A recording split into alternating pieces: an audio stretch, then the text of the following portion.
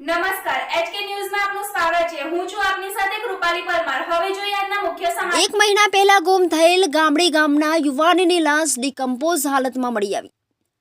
હિંમતનગર તાલુકાના ગામડી ગામમાંથી લગભગ એક મહિના અગાઉ ગુમ થયેલા યુવાનની લાશ આજે સવારે 8 કલાકે વીરાવાડા પીટીસી કોલેજ સામે વાઘામાંથી મળી આવી હતી। લાશ ડિકમ્પોઝ હાલતમાં હોવાથી ખળભળાટ મચી ગયો છે। આ ગુમ યુવકની લાશ મર્યાની જાણ થતાં જ આસપાસથી લોકોના ટોળે ઘટના સ્થળે ઉમટી પડ્યા હતા। તો ગામભોઈ પોલીસ પણ ઘટના સ્થળે પહોંચી હતી અને લાશનો કબજો મેળવી તેને પીએમ માટે ગામભોઈ હોસ્પિટલમાં ખસેડવામાં આવી હતી।